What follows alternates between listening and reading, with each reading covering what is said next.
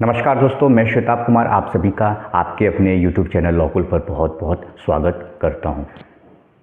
दोस्तों, आज ज़मीन संबंधित विवाद पर हम दो मुद्दों को समझेंगे। एक मुद्दा मेरे एक सब्सक्राइबर के सवाल से जुड़ा हुआ है और एक जो मुद्दा है वह इतना इम्पोर्टेंट है कि अक्सर जानकारी के अभाव में हम बेवजह केस मुकदमे कोर्ट कचहरी के चक्कर में फंस जाते हैं।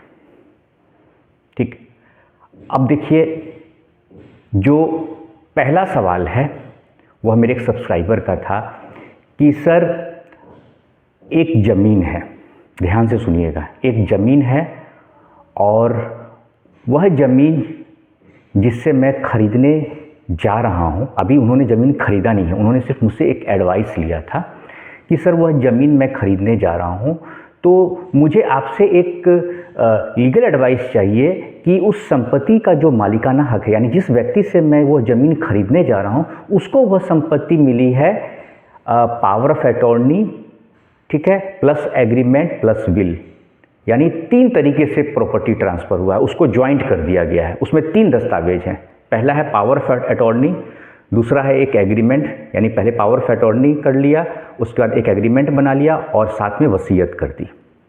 ठीक है, तो क्या वैसे संपत्ति को हमें खरीदना चाहिए या नहीं, ये सवाल था उनका। ठीक है, और एक दूसरा एक टॉपिक है उसको भी मैं कवर करूंगा और वह सवाल यह है कि क्या किसी विवादित संपत्ति को हमें खरीदना चाहिए या नहीं। ठीक है, तो यह दो सवाल को आज हम लोग पूरा कवर करेंगे, बहुत इंपॉर्टेंट है, ध्यान से सुनिएगा। तो पहला सवाल है कि क्या ऐसी कोई संपत्ति जो कि किसी व्यक्ति को उसका मालिकाना हक मिला है पावर ऑफ अटॉर्नी, एग्रीमेंट और वसीयत के माध्यम से, उसे खरीदना चाहिए या नहीं। देखिए, कोई भी संपत्ति अगर पावर ऑफ अटॉर्नी के माध्यम से आप खरीदते हैं तो सेल एग्रीमेंट के बाद सेल डीड का एग्जीक्यूट होना मैंडेटरी है। सिर्फ विल या वसीयत से ही उस संपत्ति का मालिकाना हक नहीं मिलता है। अक्सर यह बात लोगों को पता नहीं होती है, तो मैंने उन्हें साफ साफ स्पष्ट तरीके से कहा कि देखिए, इसको लेकर एक सुप्रीम कोर्ट का जजमेंट है, Suraj Lamp Industries Limited versus State of Haryana. इस मामले में सुप्रीम कोर्ट ने कहा कि अक्सर लोग क्या करते हैं, कुछ स्टैंप ड्यूटी बचाने के लिए क्या करते हैं, पावर ऑफ अटॉर्नी के माध्यम से ज़मीन की खरीदारी करते हैं, एक एग्रीमेंट बना लेते हैं और बहुत होता है तो एक वसीयत बना लेते हैं। देखिए, वसीयत जो होता है, जिसे विल कहते हैं, उसे आपको प्रोबेट भी कराना होता है। ठीक है, उसे आपको कोर्ट में जाके, जो डिस्ट्रिक्ट जज की अदालत होती है, जिला अदालत, वहाँ पर जाकर आपको प्रोबेट भी कराना होगा, तभी जाके उस वसीयत के माध्यम से संपत्ति का मालिकाना हक मिलता है। लेकिन यहाँ तो लोग क्या करते हैं, सिर्फ विल एक बनवा लेते हैं कागज स्टाम्प पेपर पर, नोटराइज करवा लिया उसको, ठीक है, पावर ऑफ अटॉर्नी को भी नोटराइज करा लिया, एग्रीमेंट को भी नोटराइज करा लिया, या आपने एग्रीमेंट भी करवा लिया, लेकिन उससे संपत्ति का मालिकाना हक नहीं मिलता है। तो ऐसी संपत्ति को आप बिल्कुल नहीं खरीदेंगे। ठीक, अब दूसरा जो मुद्दा है उसे भी ध्यान से सुनिएगा। देखिए, क्या होता है कि अक्सर जो विवादित संपत्ति होती है वो हमें लगता है कि बड़े कम कीमत पर ज़मीन मिल रही है, बाद में हम देख लेंगे, लेकिन भविष्य में आपको उसकी कीमत चुकानी होती है। कोर्ट कचहरी का जो मामला होता है ना, वो बहुत पेचीदा होता है। अब मान लीजिए कोई ऐसी प्रॉपर्टी है, ठीक है, ऐसी कोई ज़मीन है जिसको लेकर कोर्ट में केस चल रहा है, चाहे टाइटल सूट चल रहा है या पार्टीशन सूट चल रहा है। ठीक है, अब वह प्रॉपर्टी आप उसी सुनवाई के दौरान, जब कोर्ट केस चल रहा है, उसी बीच में आप वह प्रॉपर्टी खरीद लेते हैं। सामने वाला व्यक्ति आपको कागज़ भी दिखा रहा है, देखिए मेरे पास तो कागज़ है, मैं तो कोर्ट केस जीत जाऊंगा, कोई दिक्कत वाली बात नहीं है, अभी कम कीमत पे आपको मिल रहा है, बाद में हो सकता है उसकी कीमत बढ़ जाए। अब लोभ लालच में आप फंस जाते हैं। ध्यान से समझिए, कल को अगर कोर्ट का फैसला उस व्यक्ति के खिलाफ आता है जिससे आप ज़मीन आपने खरीदा है, तो क्या होगा? पूरी ज़मीन संपत्ति आपके हाथ से निकल जाएगी। यही बात आप लोग नहीं समझते हैं। ठीक है, उसके बाद एक और सवाल अभी मुझे ध्यान में आया। देखिए, मैं तो दो सवाल की बात कर रहा था आपसे, एक तीसरा सवाल भी है, उसको भी अभी मैं आपको आगे इस वीडियो में बताऊंगा। दोस्तों, वीडियो में आगे बढ़ने से पहले एक बात जरूर कहूँगा, यह चैनल आपका है, आप सभी लॉकुल परिवार के सदस्य हैं।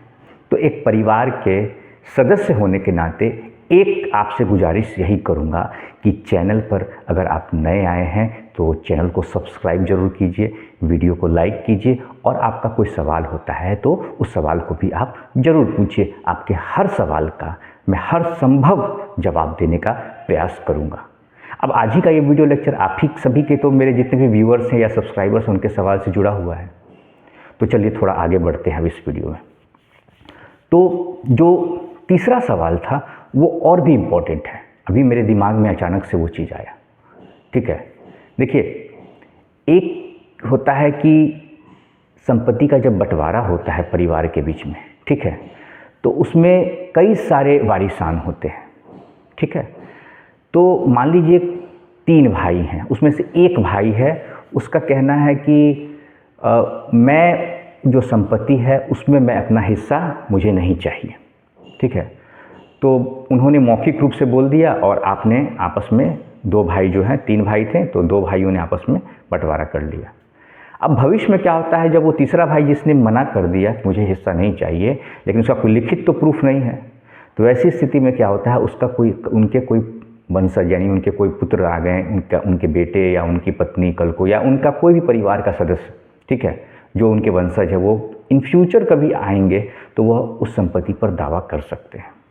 तो इस बात का आप ध्यान रखें कि कभी भी इस तरह का भी, जिसे हक त्याग कहा जाता है, ठीक है, इसको रेलिंक्विश डीड कहा जाता है। ठीक है, तो रेलिंक्विश डीड अगर आप बनवाते हैं, जिसे हक त्याग पत्र कहते हैं, यह दस्तावेज अगर आप बनवाते हैं तो इसे आप लिखित में बनवाएं और इसे एफिडेविट नहीं करवाएं, इसे आप रजिस्टर्ड करवाएं।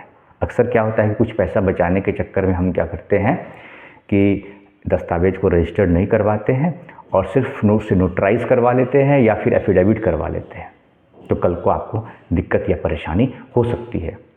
तो कुछ यह लीगल जो कॉन्सेप्ट थे जिसको लेकर आप सभी ने सवाल पूछा था, उसे मैं आज के इस वीडियो के माध्यम से आप सभी के बीच रखने का प्रयास किया हूँ।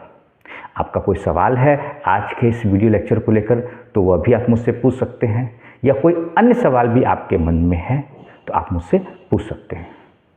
नमस्कार।